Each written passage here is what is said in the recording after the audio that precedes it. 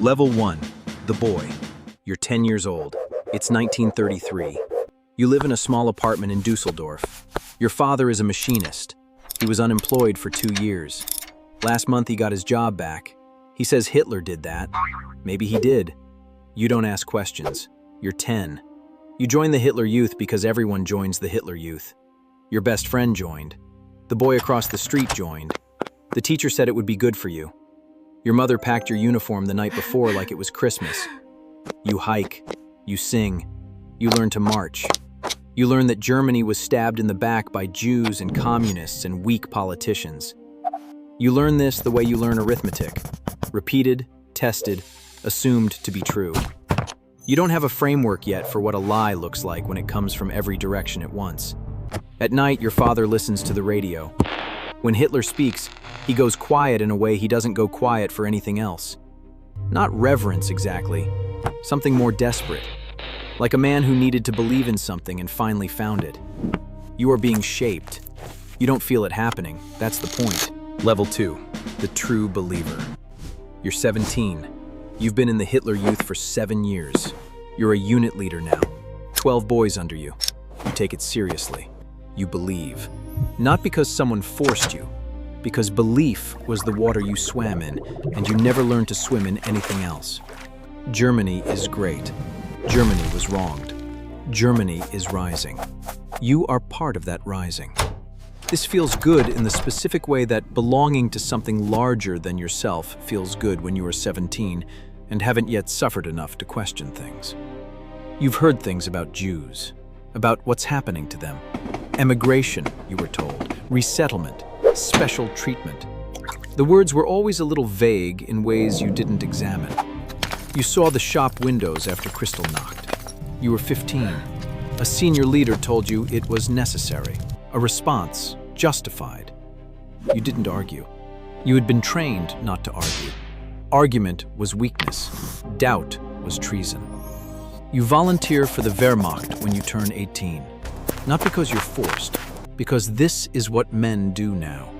Because your country is calling, and you are the kind of person who answers. You have never hurt anyone. You are about to enter a system that will change that. Level 3, the soldier. France, June 1940. You're 19 years old, and Germany just won in 6 weeks. The euphoria is difficult to explain to someone who wasn't there. 6 weeks. France had the largest army in Europe. Germany crushed it like it was nothing. The streets of Paris are full of German boots and German songs, and the whole thing feels like proof. Proof that everything you were told was true. A chosen people, a destiny. You feel invincible in the way that only people who haven't yet been hit feel invincible. Poland was different. You arrived after the fighting. You saw things in Poland that you don't talk about. A village. Something that happened there before you came. The smell. You were told it was partisans, criminals, enemies of order. You didn't push further because pushing further felt like a road you didn't want to walk down. In France, you take a photograph in front of the Eiffel Tower and send it to your mother. She puts it on the mantle. She's proud. You look happy in the photograph. You are not thinking about Poland. You will think about Poland for the rest of your life. Level 4, the Eastern Front. It's December 1941. You're 20 years old. You're outside Moscow and the temperature is -30, and you were told you would be home by autumn. The army that crushed France in 6 weeks has been fighting the Soviet Union for 6 months and hasn't won. The Russians don't fight the way the French did. They don't stop. They absorb losses that would destroy any other army and keep coming. You have watched men you knew die in ways that training never prepared you for. A boy from your village, Dieter, died not from a bullet but from frostbite that turned to gangrene. It took 11 days.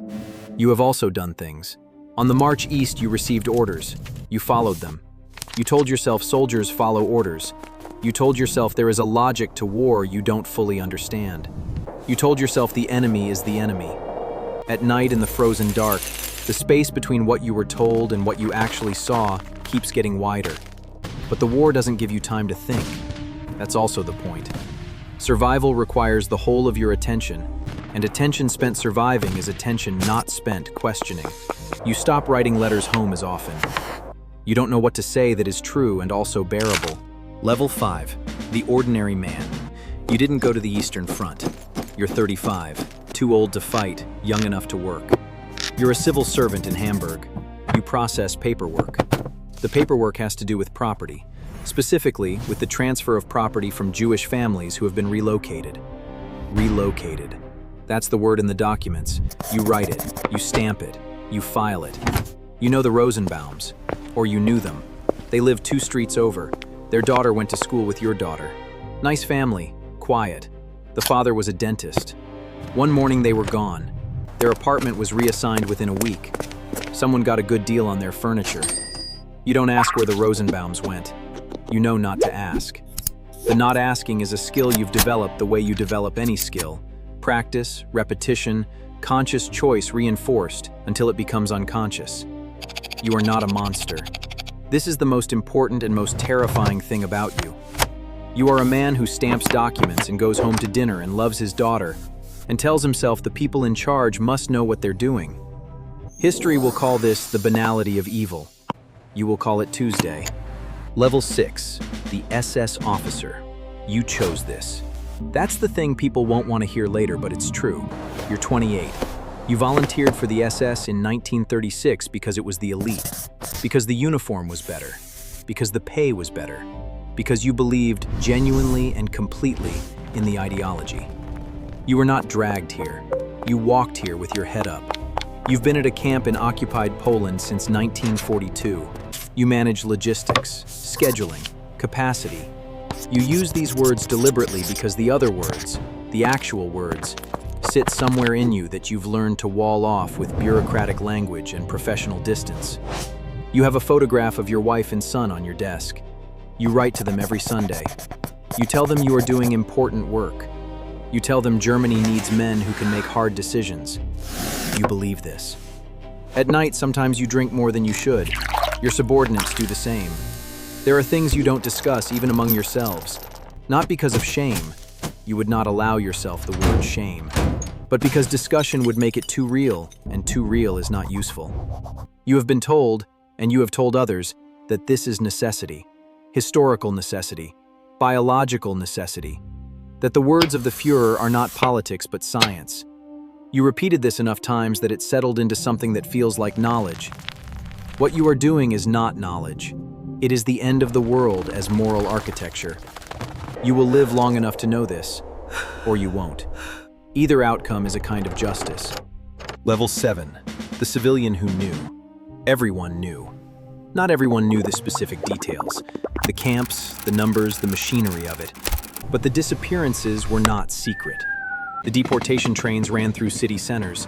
The soldiers came home on leave and said things at dinner tables. The smell from certain directions on certain winds. The synagogues burned in broad daylight in 1938 in front of witnesses who stood on the pavement and watched. You're 45, a shopkeeper in Munich. You knew. You told yourself you didn't. You constructed elaborate systems of not knowing. You looked at the train and thought about something else. You heard the rumor and dismissed it as exaggeration.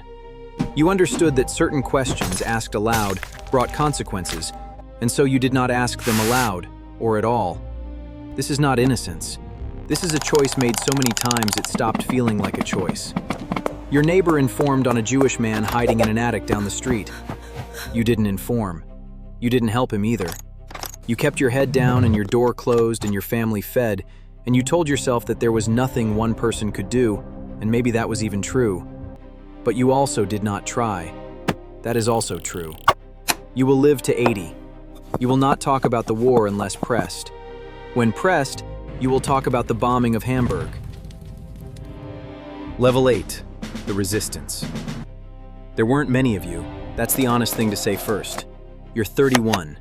You're a professor of theology in Tübingen. You stopped giving the required Hitler salute in 1940. Small thing. Enormous thing. Your department chair warned you twice. The third time there were other consequences. You passed information. To whom exactly, you were careful not to know too well. The less you knew, the less you could give up. You hid a man in your cellar for 4 months in 1943. You forged a document once, badly, and it somehow worked. You were afraid every day. People romanticize resistance. Resistance is waking up every morning and doing the ordinary things: breakfast, lecture, papers to grade, while a part of your brain runs constant calculations about who might report you and what you said yesterday that could be twisted, and whether the man you trusted last Tuesday is still trustworthy today. Most of your colleagues were not doing what you were doing. Most of them were doing what everyone was doing: surviving, complying, telling themselves that compliance was not the same as endorsement. You will survive the war. Some people you helped will not. You will think about them. You will wonder if you could have done more. The answer is probably yes. You did more than most. That's not the same as enough. It never feels like enough. Level 9, the collapse. April 1945. Berlin is burning. You're 22. You've been fighting since you were 18. You fought in France, in Russia, in Hungary, and now you're fighting in the ruins of the capital for a regime you watched destroy everything it touched, including itself. The belief ran out somewhere around Stalingrad. You didn't have a single moment of clarity. It was slower than that. A gradual withdrawal, the way faith leaves. Not all at once, but piece by piece, until one day you reach for it and find nothing there. But you're still fighting. Not for the ideology anymore, for the man next to you. That's what it reduces to eventually. All the speeches and flags and historical destiny reduce, under enough artillery fire, to the man next to me. That's all there is. That's enough to keep moving. Hitler killed on April 30th. You hear this on May 1st. You feel something you cannot immediately name. Not grief, not relief exactly. Something that has no name because nothing quite like this has ever happened before. A man who remade an entire civilization in the image of his pathology, dead in a bunker beneath the city he destroyed. Germany surrenders on May 8th. You put down your rifle. You don't know who you are without it. You will spend the next decade figuring that out. If this changed how you see history, subscribe. A new life every week.